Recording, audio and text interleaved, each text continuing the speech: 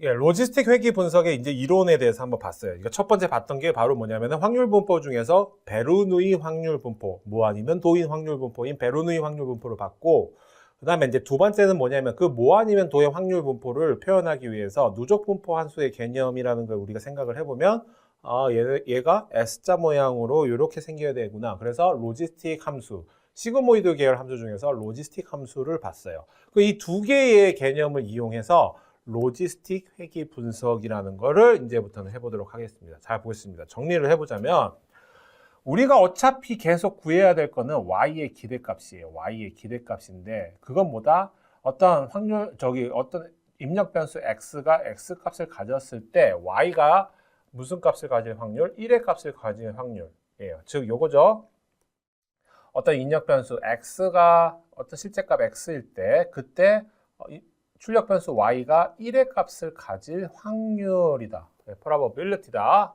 이거예요. 근데 그거는 당연히 확률의 총확률의 법칙에 의해서 아니면은 뭐 베타적 사상이기 때문에 1이니까 전체 확률에서 뭐예요?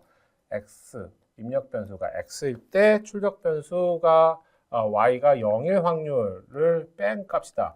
그래서 이게 바로 그러니까 확률의 베타적인 사상에 의해서 저렇게도 쓸 수 있다라는 겁니다. 그래서 단순 로지스틱 회귀 모델이라는 건뭐 별거 아닙니다. 잘 보겠습니다. 입력 변수 x가 한 개일 경우에 y가 1의 값을 가질 확률을 계산해주는 회귀 모델이 바로 단순 로지스틱 회귀 모델이에요. 잘 볼게요. x가 x일 때, 그러니까 이게 지금 보시면 원래는 뭐예요? 이게 지금 y는 fx죠. 단순 선형 회귀 분석은 이거였잖아요. 근데 단순 로지스틱 회귀 모델은 뭐예요? 요거 자체가 x 자리에 들어가는 거예요. 그러니까 1 플러스 2의 마이너스 fx 이렇게 들어가는 거거든요. 계산을 해보면 1의 1 플러스 2의 마이너스 fx니까 w0 더하기 w1x다. 얘를 뭘로 하겠다? y의 예측치로 하겠다. 입니다. 정확하게 이제 이것도 이제 추정치를 구해야 w0 hat, w1 hat을 구해야 되는 거죠. 그렇죠? 이렇게 하겠다는 얘기예요. 예, 이게 바로 단순 선형 회귀 분석, 단순 로지스틱 회귀 모델입니다. 단순 로지스틱 회귀 모델. 여러분들 이제 함수를 이렇게 썼으니까 얘가 그려지는 게 어떻게 그려지겠어요? 뭐 이렇게 그려지겠죠. 곡선식으로 S자 모양으로. 예. 그러면 이번에는 다중 로지스틱 회귀 모델은 뭐다? 이번엔 똑같아. 이거 입력 변수가 몇 개예요? 한 개 이상. 즉 원래는 다중 선형 회귀 모델은 y는 w0 더하기 w1 x1 더하기 따따따 더하기 wp 이거였잖아요. 이거였는데 이거를 똑같이 씁니다. 예, 2의 y는 1의 1 플러스 2의 마이너스 fx다. 근데 지금 이게 fx죠, 그렇죠? 이게 y는 fx니까 예, 이건데 요거는 어떻게 쓴다? 1의 1 플러스 2의 마이너스의 뭐 w0 더하기 따따따 더하기 뭐 wp xp 이렇게 쓰는 거다. 근데 요거는 이제 y가 1을 가질 값을 확률이라고 우리가 추정치를 저렇게 쓰겠다. 그럼 당연히 w0 hat, w1 hat, wp hat을 다 구해야 되는 겁니다. 됐죠? 예, 이게 바로 다중 로지스틱 회귀 모델이다. 예요. 잘 보겠습니다. 그래서 우리가 뭐냐면은 로지스틱 회귀 분석은 그냥 이거에 너무 쉬운 거예요. 그러니까 y의 기대값은 관측체 x가 주어졌을 때, 즉 입력 변수 x가 주어졌을 때 y라는 출력 변수가 범주 1에 속할 확률, 즉 출력이 1이 나올 확률을 계산을 해주는 겁니다. 이걸 통해서 이러한 학습 모형을 통해서 해주는 거예요. 그러니까 이 값들이 얘네가 뭐예요? 1과 0 사이 값을 가지게 나와요. 예, 이것 때문에 아까 봤듯이 이렇게 생겼기 때문에 왜 극단값이 1이었고 극단값이 0이었으니까 예, 이렇게 나온다는 얘기죠. 그래서 0과 1 사이 값을 가지게 돼요. 그러면 이게 직선으로 피팅하는 것보다는 저렇게 확률의 개념을 이용해서 누적 분포의 확률의 개념을 이용해서 S자 커브로 해주는 게 더 합리적이다라는 거예요. 타당하다라는 얘기입니다. 예. 그러면 로지스틱 회귀 분석이 만약에 이제 데이터가 저렇게 있다고 쳐봅시다. 검은색이 실제 데이터예요. 검은색 점들이 실제 데이터가 이렇게 찍혔어요. 이렇게도 찍혔고 그 다음에 검은색 데이터가 실제로 이렇게도 찍혔다. 이렇게도 찍혔을 때 우리가 단순 선형 회귀 분석은 뭐였어요? 이 빨간색 선으로 피팅을 한 거죠. 이 빨간색 선으로. 근데 여러분들이 계속 제가 누누이 얘기하지만 이게 맞다 틀리다? 이게 아니다. 이렇게 하면 안 된다. 뭐예요? 저거를 표현하기 위해서는 얘가 가지는 값이 1 아니면 0이니까 확률의 개념을 이용을 해줘야 된다는 얘기죠. 확률의 개념. 그래서 누적 분포 함수 모양을 따르는 이러한 파란색 S자 커브, 시그모이드 펑션, 즉 로지스틱 펑션을 사용을 해줘야 된다는 얘기예요. 로지스틱 펑션. 그래서 만약에 이 파란색 선을 구했다고 쳐봅시다. 예, fx를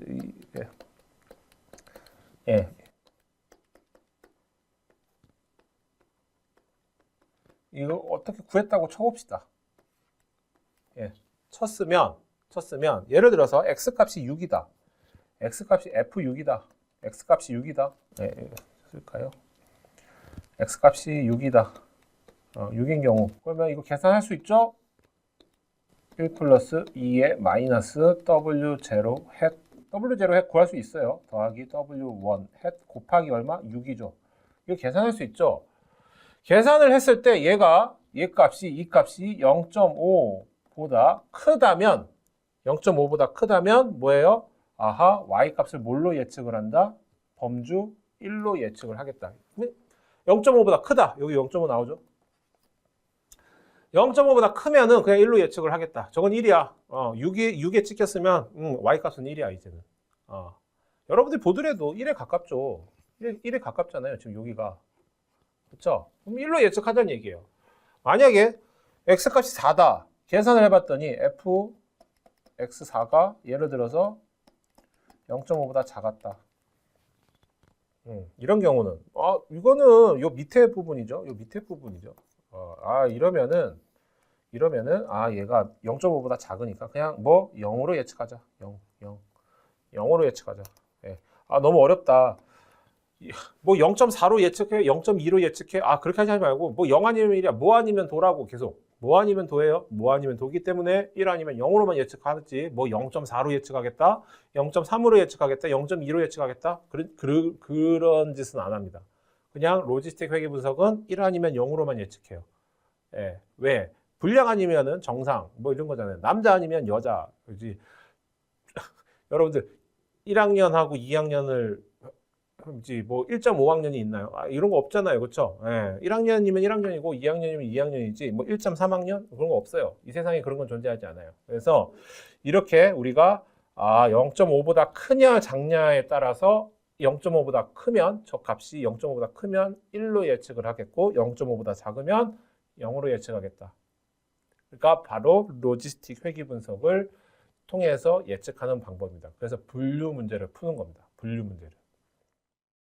자, 보겠습니다. 그러면 우리가 아까 6주차랑 7주차에서 봤듯이 6주차, 7주차에서는 선형 회귀 모델을 한 거죠. 선형 회귀 모델이 있기 이 직선이나 또는 평면을 봤어요. 그래서 다중 선형 회귀 모델의 비용 함수가 지금 저렇게 나옵니다. C라는 함수인데 C, W0, W1 해서 WP까지 있는 함수예요. 저게. 그렇죠? 여기에 다중 선형 회귀 분석의 학습 모델의 비용 함수가 저렇게 나와요. 그렇죠?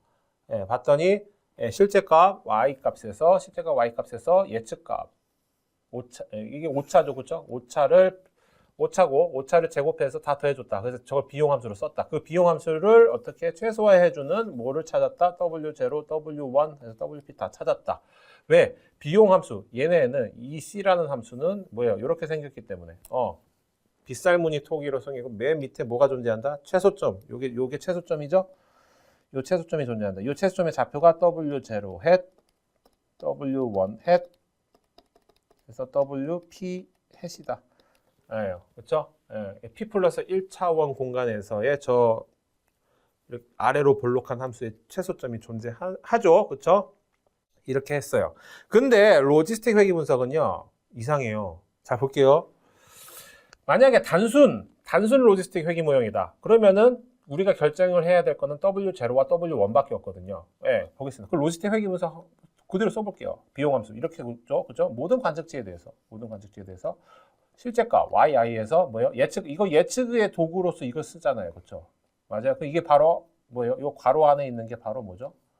오차죠. 오차를 제곱해서 다 더한 거예요. 아, 오차 제곱합이네요. 로지스틱 회귀 분석도 오차 제곱합으로 쓰겠다. 오차 제곱합으로 쓰겠다라고 했을 때 잘 봅시다. 그러면 실제 데이터를 한번 볼게요. x가 1, 2, 4, 5예요. 그때 y가 0, 0, 1, 1이었어요. 점을 찍어봤더니 1일 때 0, 2일 때 0, 4일 때 1, 5일 때 1이에요. 됐어요? 됐나요? 그러면요. 이 데이터에 대해서 비용 함수를 이렇게 정했을 때 한번 그려볼게요. 가로축이 뭐냐? 여기가 W0라는 축이고 여기가 W1이라는 축이에요. 요 높이가 뭐예요? 코스트 펑션이에요. 됐어요? 그러면 저렇게 나와요. 뭐죠? 이거 뭐 아래로 볼록한 함수예요? 이걸 아래로 볼록한 함수라고 할 수 있나요?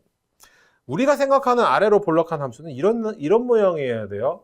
빗살무늬 토기만을 생각해야 돼요. 빗살무늬 토기만이 이렇게 아래로 볼록이에요. 당연히 얘도 최소점 존재하죠. 최소점이 여기인 것 같아요. 최소점 여기 있고, 그 다음에 요쯤에 또 있나 봐요. 근데 잘 보세요. 둘 중에 뭐예요? 진짜 최소점은? 모르겠죠. 여러분들. 즉 뭐냐면은, 로지스틱 회귀 모델, 지금 우리가 하고 있는 건 이제 단순 로지스틱 회귀 모델인데, 단순 로지스틱 회귀 모델을 오차 제곱합을 비용 함수로 썼을 때는요, 저 비용 함수가 아래로 볼록한 함수가 나오지가 않습니다. 그러니까 최소점이 존재하긴 하되 어디가 최소점인지 몰라요. 우리가 구하고 싶은 거는 최소점을 구하고 싶은 거거든요. 그러니까 얘가 가장 작아지는 W0 햇과 W1 햇을 찾고 싶은데 이게 무수히 많을 수도 있고요. 못 찾을 수도 있어요. 그러니까 찾으려면은 이런 형태로 다시 만들어줘야 돼요. 비용 함수를. 예, 그러니까 오차 제곱합을 쓰는 게 잘못된 거예요. 로지스틱 회귀 분석에서는 비용 함수를 오차 제곱합을 쓰면은 안 됩니다. 왜? 저 상황이 발생이 돼요. 최소점이 여러 개가 존재할 수도 있고 못 찾을 수도 있고 찾는데 시간이 굉장히 오래 걸릴 수도 있다. 그래서 안 돼요. 그러면 새로운 비용 함수를 찾아내야 됩니다. 그래서 이 새로운 비용 함수를 로지스틱 회귀 분석에서 새로운 비용 함수를 찾아낼 때 이 개념을 이용합니다. 엔트로피라는 개념을 이용합니다. 우리가 물리 시간에 아마 혹시 배우셨는지 모르겠지만 엔트로피라는 개념을 이용합니다. 잘 보겠습니다. 엔트로피란 뭐냐면은 어떤 시스템 내에 무질서 또는 혼잡도를 나타내는 정도를 우리는 엔트로피라고 합니다. 물리학이나 연력학, 서멀 메카닉스에서 주로 사용하는 용어인데요. 뭐냐면은 시간이 지남에 따라 물리 세계, 우리가 살고 있는 이 물리 세계는 항상 엔트로피가 증가하는 방향으로 움직인다. 이게 무슨 얘기냐? 잘 보겠습니다. 옆에 그림 볼게요. 지금 요즘에 여러분들 이런 거 많이 먹죠, 그렇죠? 얼음, 아이스, 얼주가인가요, 여러분들? 아이스 아메리카노를 잘 봅시다. 아이스 아메리카노에 맨 처음에 받았을 때는 얼음이 가득 차져 있고 거기에 아메리카노가 딱 있어요. 근데 시간이 지남에 따라 어떻게 돼요? 저게 안에가 이 컵 안이 어떻게 되죠? 맨 처음에는 얼음이 대부분이었고요. 물이 아이스 아메리카노가 별로 없었다가 이게 점점 녹아요. 그러면 얼음이 이제 물로 바뀌죠, 그렇죠? 얼음이 물로 바뀌어요. 그러면은 저 안에 컵 안에 어떻게 돼요? 컵 안에 굉장히 복잡해지죠. 혼잡해지죠. 물하고 얼음이 막 섞여져요. 이제는 막 혼잡해지거든요. 시간이 지남에 따라서 얼음이 녹음으로써 뭐예요? 저 컵 안의 세계, 물리 세계는 점점점 엔트로피가 증가합니다. 증가해요. 옆에 보세요. 우주. 여러분들 우주. 우리가 살고 있는 이 우주는, 이 우주 세계는 엔트로피가 증가한대요. 왜요? 뭐 팽창은 하고는 있지만 계속 별이 만들어지죠. 예. 은하가 만들어지고 별이 만들어져요. 계속 만들어져요. 점점점 이 공간은 점점점점 복잡해지고, 우주라는 공간은 점점점점 복잡해지고 있어요. 엔트로피가 증가한다는 얘기죠. 우주가 지금. 그래서 이 엔트로피의 개념을 이용을 하는 거예요. 혼잡한 정도를 무질서 정도를 어떤 정량화시킨 게 바로 엔트로피인데, 이 엔트로피의 개념을 이용을 하면은 비용함수, 로지스틱 회계 분석의 비용함수를 새롭게 만들어낼 수 있습니다. 그러면은 이러한 아래로 볼록한 함수를 만들어낼 수가 있어요. 네, 그걸 한번 보도록 하겠습니다. 이거를 맨 처음에 제안한 사람이 누구냐면 클로드 셰넌입니다. 정보이론의 아버지라고 보시면 돼요. 정보이론. 클로드 셰넌은 미국 태생의 수학자이면서 전기공학자고요. 굉장히 잘생기셨죠. 네. 최근까지도 계셨어요. 그러니까 2001년도까지도 살아 계셨어요. 그래서 뭐 셰넌의 엔트로피라는 뭐 개념을 처음으로 만드는, 여러분들 아마 이 정보를 비트로 표현해요. 몇 비트, 뭐 그걸 처음으로 제안한 분이에요. 몇 비트냐? 이 정보는 몇 비트냐? 이런 거를 처음으로 제안하신 분이 바로 이 클로드 셰넌입니다. 정보 이론의 아버지고요. 디지털 논리회로. 여러분들 혹시 이거 로직 서킷 있죠, 그렇죠? 로직 서킷.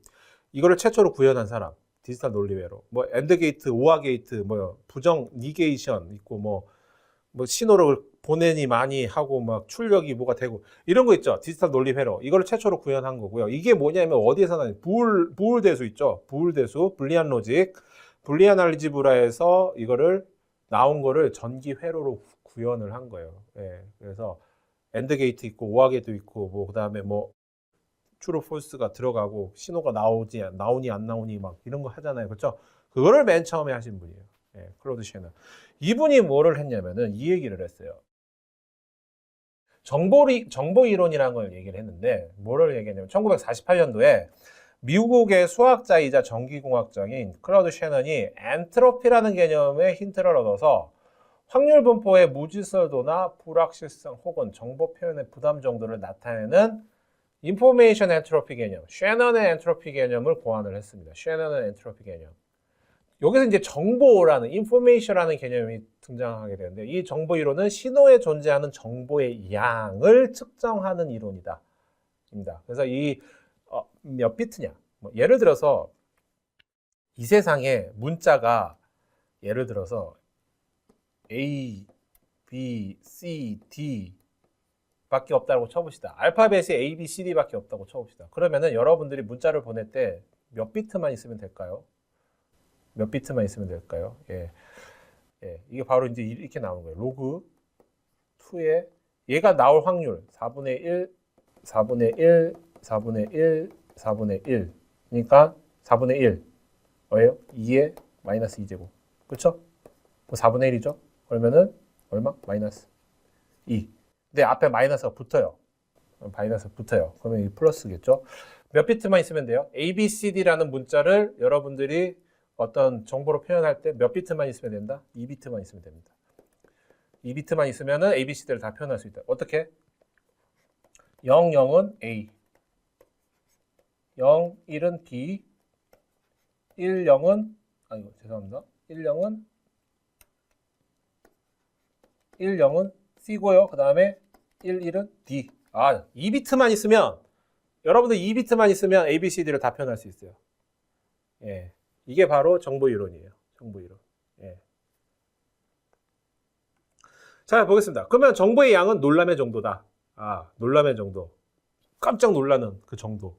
자, 보겠습니다. 놀람의 정도는 쉽게 말해서 모두가 알만한 정보가 아닌 새롭고 특이해서 사람들로 하여금 놀람을 일으키는 정보예요. 예를 들어서 3년 뒤 삼성전자의 주식이 오른다라는 정보는 대부분의 사람들이 그렇게 생각하죠. 야, 삼성전자 망하겠어? 올라가겠지, 주식이. 그러니 정보량이 많아요, 적어요? 얘는 적은 거예요. 정보 별로 놀랍지 않죠. 애플 주식이 오릅니다. 그 다음에 뭐죠? 저기 테슬라가 전기 자동차를 만들어낼 거다. 놀랍나요? 지금 하고 있는 거잖아요. 김정은이가 요즘에는 뭐죠? 김정은 아저씨가 미사일을 많이 쏘고 있죠. 그렇죠? 근데 예전에는 많이 안 쐈죠. 근데 지금 많이 쏘고 있어요. 내일 미사일 쏜다. 놀랍나요? 계속 최근에 많이 쏘고 있잖아요. 그러니까 내일 쏜다고 해서 놀랍나요? 별로 놀랍지 않아요. 가끔 가다가 해야지 놀랍죠. 그렇죠? 보겠습니다. 앨런 머스크가 로켓을 쏘아 올린다는 정보는 앨런 머스크가 김정은도 아니고 갑자기 왜 미사일을 쏘지? 이 정보는 놀랍죠. 놀랍지 않나요? 그러니까 정보의 양이 굉장히 크단 얘기예요. 이건 놀라움을 주기 때문에 이게 정보량이 큰 거예요. 됐어요? 그래서 정보의 양이라는 거는 뭐다? 놀람의 정도다. 놀람의 정도. 예. 깜짝 놀랄 정도의 정보는 정보량이 많은 거고요.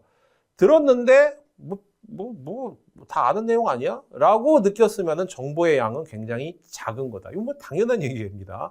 이 정보 이론에서 나오는 엔트로피의 개념을 이제 이용을 하는 겁니다. 엔트로피. 그래서 셰너는 이 정보 엔트로피라는 개념을 이용을 합니다. 정보 엔트로피 뭐냐?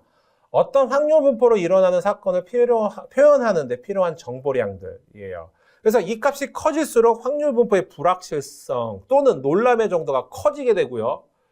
그 결과 예측이 어렵다라는 거고요. 반대로 이 값이 작으면, 정보 엔트로피 값이 작으면 확률 분포의 불확실성 또는 놀람의 정도가 작아지게 되고 그 결과 예측이 쉬워진다는 얘기예요. 엔트로피가 작으면 예측이 쉽고 엔트로피가 높으면 예측이 어렵다. 당연한 거죠. 아까 얘기했어요. 놀람의 정도를 엔트로피로 표현한다고 했는데 깜짝 놀라는 결과 예측이 어려웠다는 거고요. 들었는데 정보의 양이 많아서 놀라지 않았다는 얘기는 엔트로피가 굉장히 작았기 때문에 쉽게 예측이 가능했다는 얘기죠. 됐나요? 그런 개념이에요. 잘 봅시다. 제가 예를 가지고 와봤어요. 잘 보게. 항아리가 두 개가 있어요. 왼쪽 항아리가 있고 오른쪽 항아리가 있는데 엔트로피를 계산을 하는 공식이 이렇게 돼요. 엔트로피를 계산하는 공식이 이렇게 됩니다. 확률 x는 x일 확률 곱하기 로그2의 확률 x가 x일 확률. 근데 앞에 마이너스를 붙여줘요. 이거 잘 보면요. 이게 뭐냐면은 이 기대값이에요. 따지고 보면. 이거 기대값이거든요. 기대값 정의를 저렇게 쓰죠. 그렇죠? 예. 아무튼 일단 그렇다 치고 이게 엔트로피입니다. 엔트로피 저렇게 계산합니다. 잘 볼게요. 왼쪽 항아리에 민트색 항아리에 빨간 공이 현재 몇 개? 99개고요. 파란 공이 1개가 있어요. 잘 보겠습니다. 이 항아리는 혼잡합니까 지금? 여러분들? 민트색 항아리는 혼잡해요? 혼잡하지 않죠? 왜요? 대부분이 빨간 공이고 99개고 파란 공 하나 있는데 아니 이렇게 해서 뽑았는데 뭐가 뽑혔을까요 여러분들? 빨간 공이 뽑힐 확률이 높죠? 알고 있다란 얘기예요. 빨간 공이 99개가 있고 파란 공이 1개가 있는데 설마 파란 공 뽑겠어? 근데 파란 공이 뽑히면 놀랐겠죠. 하지만 대부분이 생각하기를 예측하기 쉽죠. 뭐예요? 제가 이거 뽑으면 뭐가 나올까요? 무슨 색이 나올까요? 빨간색이 나온다고 대부분 사람들이 예측할걸요? 그러면 뭐야? 이건 엔트로피가 굉장히 낮은 겁니다. 굉장히 낮아요. 실제로 엔트로피를 계산을 해보면요. 마이너스 0.99. 0.99가 뭐예요? 100분의 99 곱하기 로그2의 100분의 99 더하기 100분의 1, 파란 공이 100분의 1의 확률이죠. 곱하기 로그2의 100분의 1 해서 다 더해서 앞에 마이너스 붙여주면은 엔트로피가 얼마? 0.080이에요. 잘 보겠습니다. 근데 오른쪽 보라색 항아리는요 좀 이상해요. 이상하기보다는 잘 보세요. 빨간 공이 49개고 파란 공이 51개요. 이게 뭐예요? 파란 공하고 빨간 공이 완전히 섞여 있는 상황이죠. 굉장히 무질서합니다. 혼잡합니다. 지금 이 상황. 보라색 항아리는 굉장히 혼잡한 상황. 이거는 안 봐도 엔트로피가 굉장히 높겠죠. 굉장히 엔트로피가 높아요. 실제로 엔트로피 계산을 해보면 보라색 항아리의 엔트로피를 계산을 해보면 이렇게 나와요. 얼마? 0.999714. 잘 보세요. 엔트로피가 이게 더 크죠? 예, 그러면은 잘 볼게요. 항아리에서 공을 뽑았을 때 각각의 항아리, 민트색 항아리, 그 다음에 보라색 항아리에서 공을 뽑았을 때 예측이 쉬운 거는요. 민트색이 더 쉬워요. 민트색이. 그러니까 엔트로피가 낮죠. 얘는요. 엔트로피가 높기 때문에 예측이 어려워요. 빨간 공이 나올지 파란 공이 나올지 둘 중에 하나일 텐데 어렵다는 거. 얘는 예측이 어려워요. 이게 바로 엔트로피. 쉐넌 엔트로피 개념입니다. 엔트로피. 네, 그러면 이제 그 로지스틱 회귀 분석에서 이게 비용 함수를 우리가 이제 엔트로피의 개념을 이용하는데 그러면 그 셰넌의 엔트로피를 좀 이제 확장을 해야 됩니다. 뭐냐? 교차 엔트로피, 크로스 엔트로피라는 개념으로 확장을 해야 됩니다. 뭐냐? 이게 뭐냐면은 예를 들어서 확률 변수 두 개가 있어요. x1이라는 확률 변수가 있고 x2라는 확률 변수가 있는데 각각의 확률 분포가 있겠죠. 근데 x1이라는 확률 변수의 확률 분포와 x2라는 확률 변수의 확률 분포가 얘가 얼마나 비슷한지를 숫자로 나타낸 개념이 뭐다? 바로 교차 엔트로피입니다. 크로스 한다는 얘기예요. 크로스 엔트로피예요. 잘 보겠습니다. 교차 엔트로피 이렇게 계산해요. 크로스 엔트로피는 두 개의 확률 변수가 있는 거예요. x랑 y가 있어요. 아까는 x만 있었죠. 항아리 봤을 때. 근데 이번엔 그게 아니라 x가 y 있어요. 이거 똑같이 계산하는 방식이 비슷해요. 확률 변수 x가 x의 확률 곱하기 로그2의 확률 y가 확률 변수 y가 x의 확률. 다 더해줘서 앞에 마이너스를 붙여요. 이게 바로 이제 엔트로피의 개념을 이용을 한 건데 잘 보세요. 우리가 레퍼런스로 잡아야 될 거는 이 민트색 항아리예요. 민트색 항아리가 있고 민트색 항아리가 현재 빨간 공이 99개 있거든요. 그다음에 파란 공은 1개가 있어요. 자, 보겠습니다. 첫 번째 항아리가 뭐냐면은 보라색 항아리예요. 보라색 항아리. 두 번째는 파란색 항아리예요. 여러분들이 보더라도 민트색 항아리랑 비슷한 항아리는 뭐예요? 보라색인가요? 파란색인가요? 자, 보세요. 민트색은 지금 빨간 공이 99개고 파란 공이 1개가 있죠.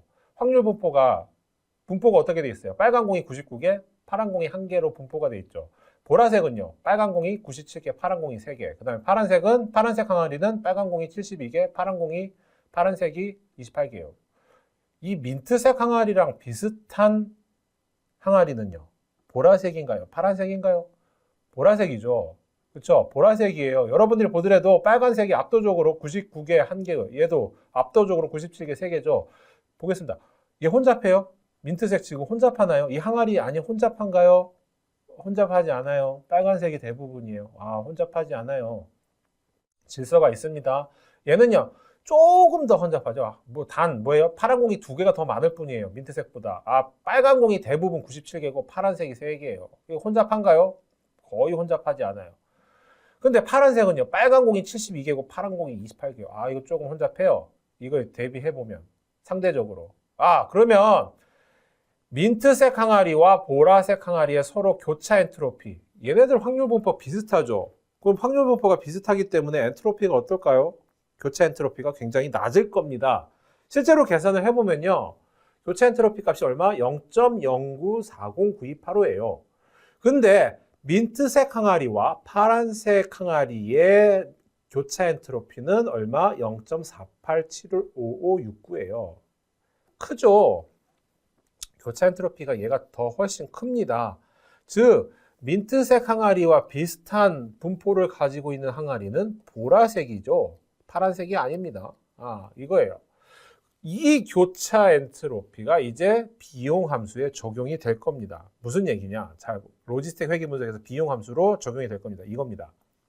그래서 우리가 로지스틱 회귀 모델의 또 다른 비용 함수를 다시 봐야 됩니다. 아까 봤듯이 원래는 오차 제곱합 함수였죠. 오차 제곱합 함수 뭐였죠? 실제 y값에서 예측값